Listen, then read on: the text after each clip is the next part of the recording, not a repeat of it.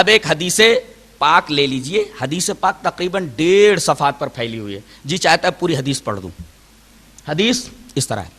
وعن ابی سعید الخدری رضی اللہ تعالی عنہ ان نبی اللہ صلی اللہ علیہ وسلم قال کان فی من کان قبلکم رجل قتل 99 نفسا فسأل عن عالم اہل الارض فدل على راہب فاتاه فقال انه قتل 99 نفسا فهل له من توبہ فقال لا فقتله فكمل به 100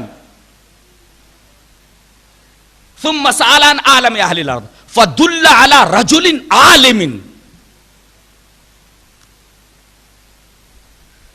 فقال انه قتل 100 نفس فهل له من توبہ فقال نعم ومن يحول بينه وبين التوبة انطلق الى ارض كذا وكذا انطلق الى ارض كذا وكذا فإن بهم اناس يعبدون الله فاعبد الله معهم ولا ترجع الى ارضك فإنها ارض سوء فانطلق حتى اذا نصف الطريق اتاه الموت فاختصمت فيه ملائكة الرحمة وملائكة العذاب فقالت ملائكة الرحمة جاء تائبا مقبلا بقلبه إلى الله وقالت ملائكة العذاب إنه لم يعمل خيرا قط فأتاهم ملك في صورة آدمي فجعلوه بينهم فقال قيسوا بين الأرضين فإلى أيتهما أدنى فإلى أيتهما كان أدنى فهو له فقاسوا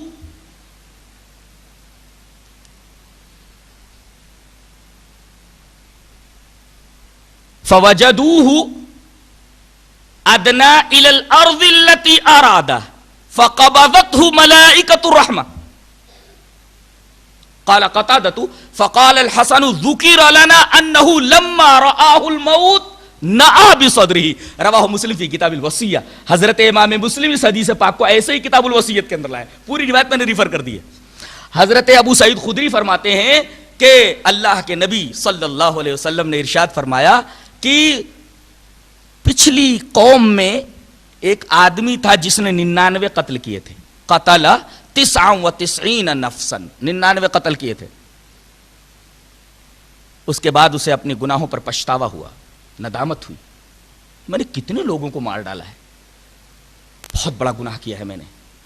فسأل عن عالم اہل الارض, بتایا گیا کہ اس نے پوچھا کہ اس وقت دنیا میں سب سے بڑا عالم کون ہے. لوگوں نے غلط رہنمائی کی. اس نے عالم کے بارے میں پوچھا تھا, وہاں پیر کے پاس بھیج دیے.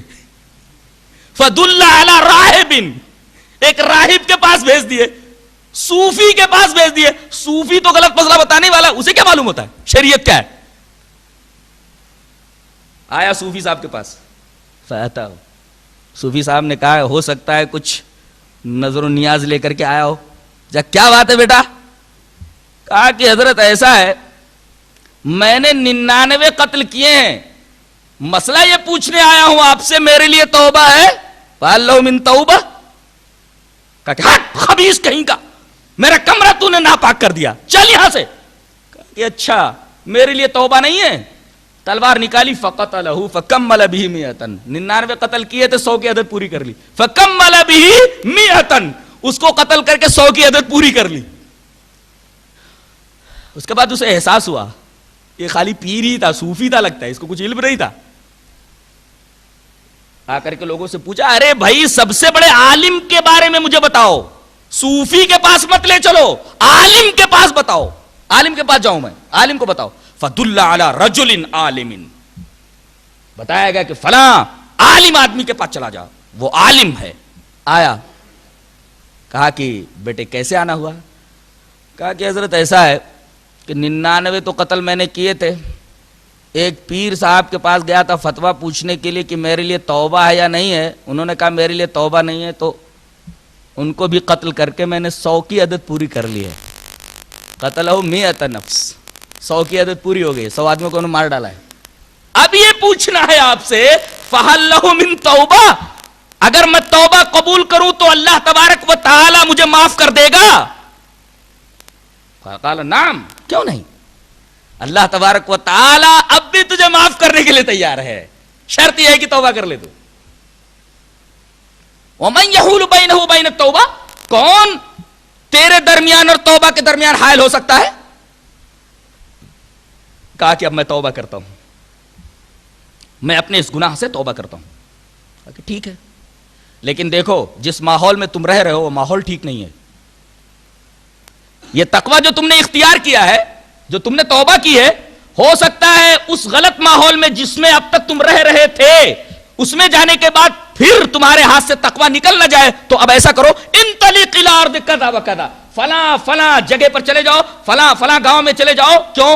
فإن بهم أناسا يعبدون الله، وہاں بڑے اچھے لوگ ہیں، نیک لوگ ہیں جو اللہ تبارک و تعالی کی عبادت کرتے ہیں۔ فاعبد اللہ معهم، وہاں اسی سرزمین میں اسی گاؤں میں رہ کر کے ان نیک لوگوں کی صحبت میں رہ کر کے اللہ تبارک و تعالی کی عبادت کرنا۔ ولا ترجع الى ارضک، اپنی سرزمین میں کبھی مت لوٹنا۔ فإنها ارض سوء، وہ غلط زمین ہے، وہ گناہ والی زمین ہے، بری زمین ہے وہ۔ اس کا مطلب یہ ہوا کہ ماحول اگر خراب ہو تو ماحول کا اثر آدمی کی طبیعت کے اوپر پڑتا ہے، ماحول سے مزاج بدل جاتے ہیں، آدمی کی طبیعت بدل جاتی ہے، آدمی کے سوچنے کا انداز بدل جاتا ہے، انداز فکر بدل جاتا ہے۔ لہذا غلط صحبتوں سے اجتناب کرنا ضروری ہے۔ صحبت کے اوپر بحث تو ابھی کروں گا میں، پہلے یہ بتا دوں اس کا انجام کیا ہوا۔ اس عالم کے بتانے پر وہ اس سرزمین کی طرف چلا، فانطلق، اس سرزمین کی طرف چلا جہاں نیک لوگ تھے، جن کے ساتھ رہ کر کے اسے عبادت کرنی تھی، جن کی صحبت میں رہنا تھا۔ فانطلق حتی اذا نصف الطریق، ابھی آدھے ہی راستے میں آیا تھا کہ اتاہ الموت، موت کا فرشتہ آ گیا، روح نکال لی اس کی۔ اب ملائکہ رحمت اور ملائکہ عذاب دونوں کے دونوں آ گئے۔ ملائکہ رحمت نے کہا ہم لے جائیں گے اس کی روح کو، ملائکہ عذاب نے کہا کہ ہم اس کی روح کو لے جائیں گے۔ ملائکہ رحمت نے یہ دلیل دی کہ اس نے توبہ کر لی تھی، اور توبہ کے بعد یہ اچھے اعمال کی نیت کرنے کے بعد یہ اس سرزمین میں جا رہا تھا جس میں اچھے لوگ تھے۔